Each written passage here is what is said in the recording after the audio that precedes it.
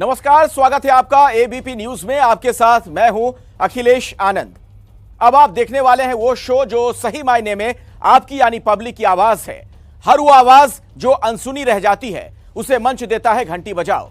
जिन मामलों में सिस्टम और सरकार कान बंद कर बैठ जाती है, घंटी बजाओ का प्रयास होता है आम लोगों के सवाल जोरदार तरीके से पूछें ताकि कोई भी अपनी जवाबदेही से बचने ना पाए।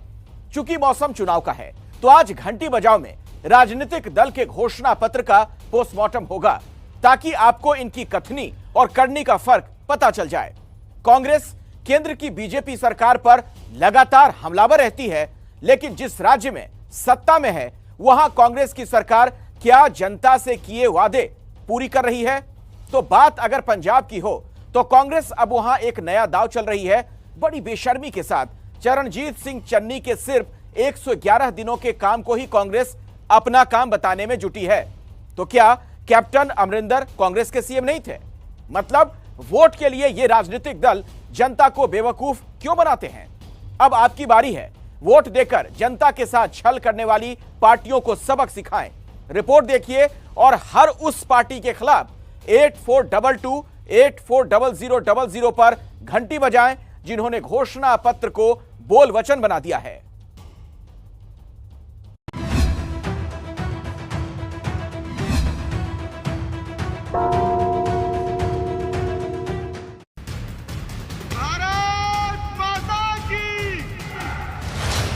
बोले सोनिहाल।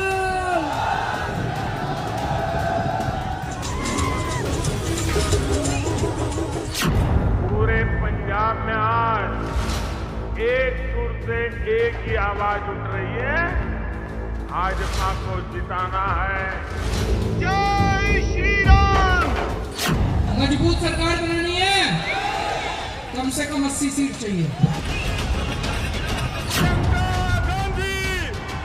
बड़े मियाँ तो बड़े मियाँ, छोटे मियाँ, फिर से बोलिए छोटे मियाँ। कांग्रेस ने किसानों को हमेशा धोखा दिया। नरेंद्र भाई मोदी जिंदाबाद। कौन सा गुजरात मॉडल देखा है अपने देश में?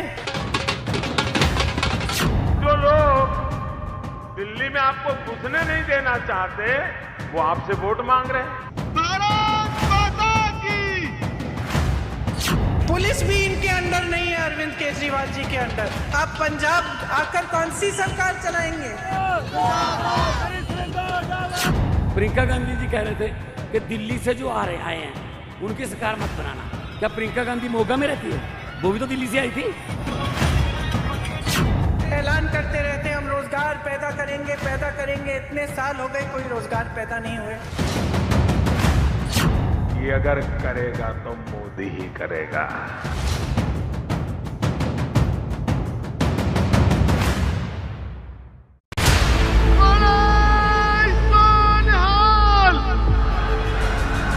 यह है पंजाब का चुनावी पारा।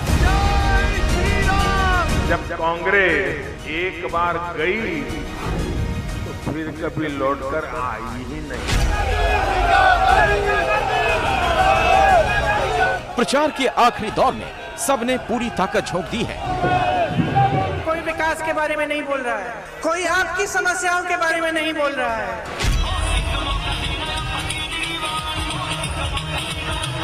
दिग्गज खुद मोर्चा संभाल रहे हैं, भाषणों में हमले तीखे होते जा रहे हैं।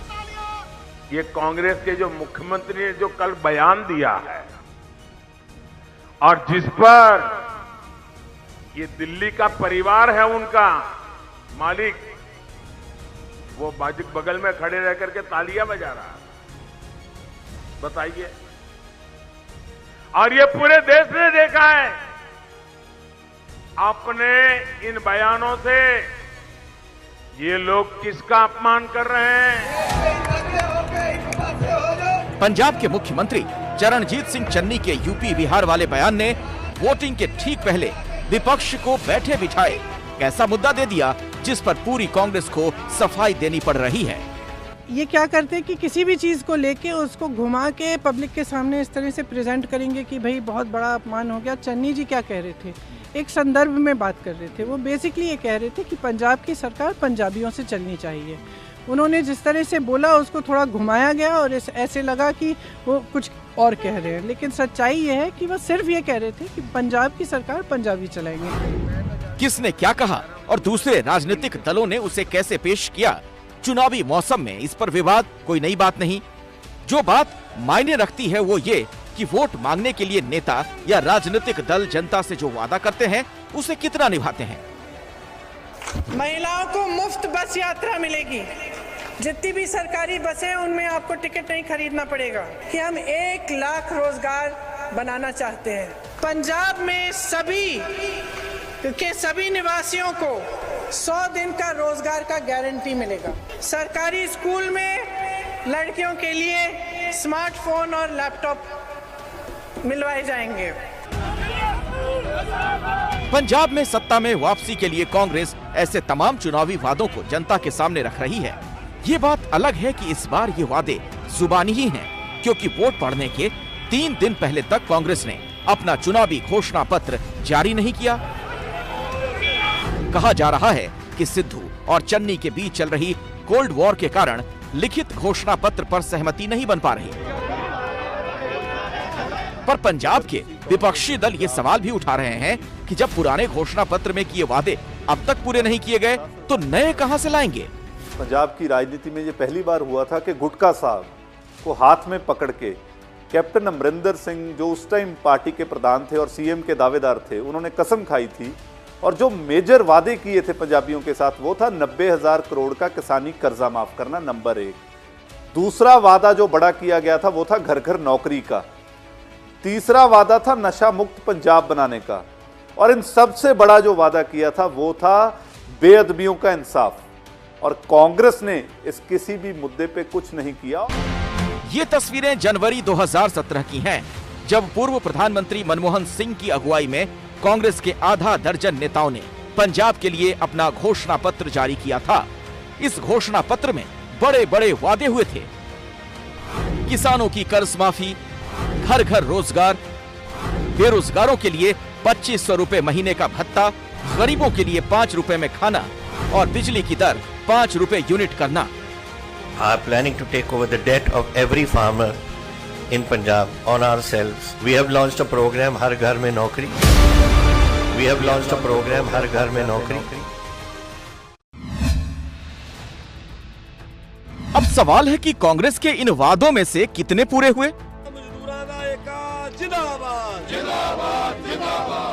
कांग्रेस का सबसे बड़ा वादा कर्ज माफी का था, जिसे पूरा करने में कांग्रेस की सरकार किस हद तक फेल रही वो हमने आपको घंटी बजाओ में करीब 2 महीने पहले दिखाया था। किसानों का कर्ज माफी का, किसान खेती मजदूर का बड़ा वादा था पंजाब सरकार का, तो वो अभी तक किया नहीं गया। तो सरकार ने बोला था आपका कर्जा हम देंगे, हमने लोन तारा नहीं, हमारा तो डबल हो गया। पता नहीं सरकार कैसे बोल देती है, सभी माफ हो गया। का यही से जवाब लेना चाहते हैं कि जो ये वादा किया है, आगे फिर चुनाव आने वाला है, आगे वाली जो मतलब लीडरशिप है वही वादा करे जो उसको पूरा निभा सके। घर घर नौकरी का वादा भी अधूरा ही रहा। नौकरियों को लेकर पिछले दिनों पंजाब में हुए प्रदर्शन इसका सबूत है। रद्द कर दिया। अब हमने बिजली बिल कम करने के कांग्रेस के वादे की पड़ताल की। संवाददाता जैनेंद्र कुमार मोहाली के कई इलाकों में गए, लोगों से बात की। एक छोटी सी दुकान चलाने वाले गुरनाम सिंह ने हमें अपना बिजली का बिल दिखाया और कहा कि इतने सालों में उनका बिजली का बिल कभी भी कम नहीं हुआ।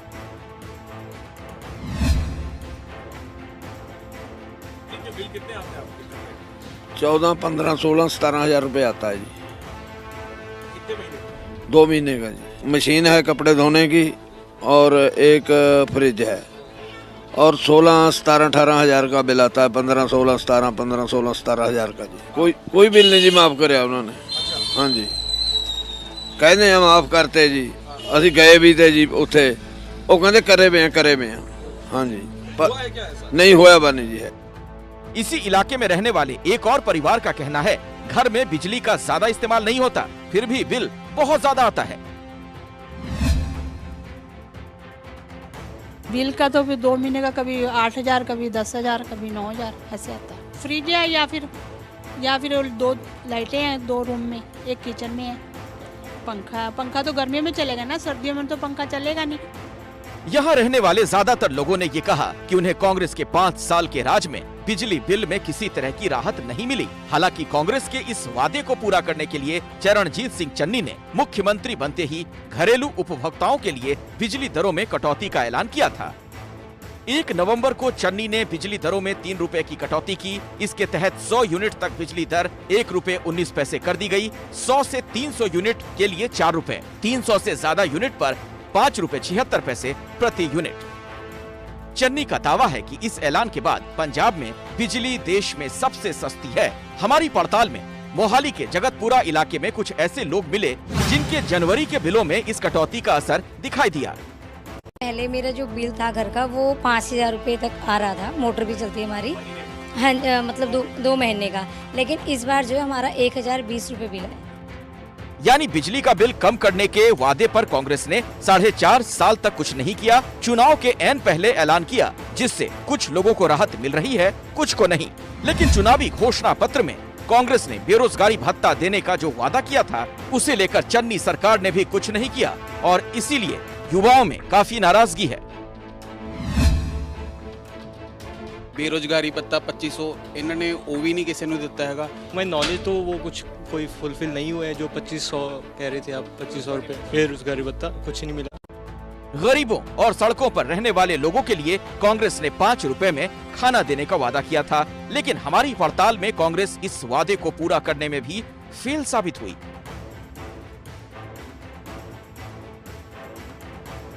लुधियाना में सरकारी खाना सस्ता 5 रुपए का खाना ऐसा मिलता है? कहीं नहीं मिल रहा है, कहीं नहीं मिल रहा। जब से आज से नहीं 20 साल से हम लुधियाने के अंदर रह रहे हैं, कहीं नहीं 5 रुपए का खाना मिला।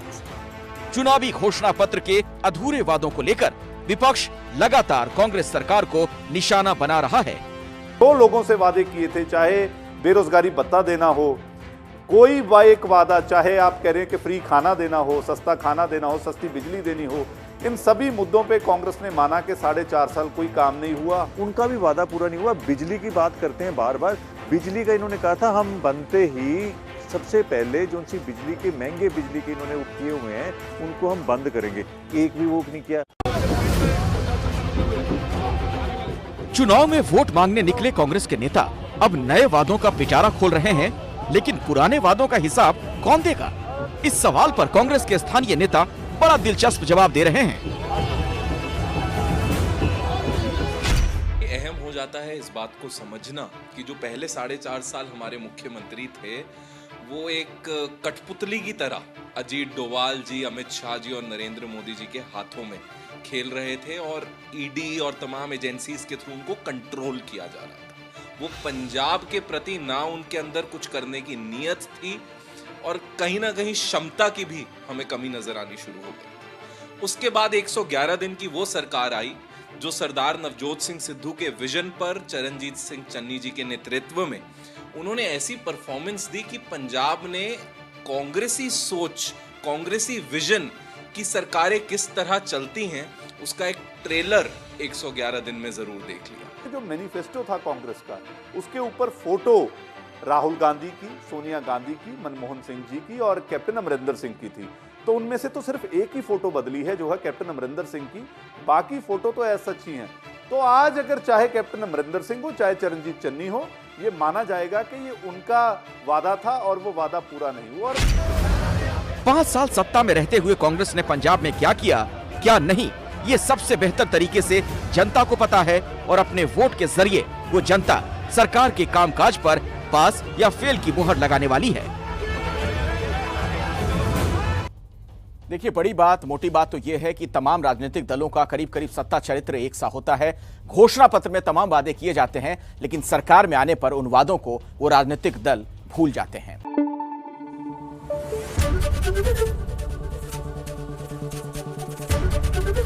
एबीपी न्यूज आपको रखे आगे।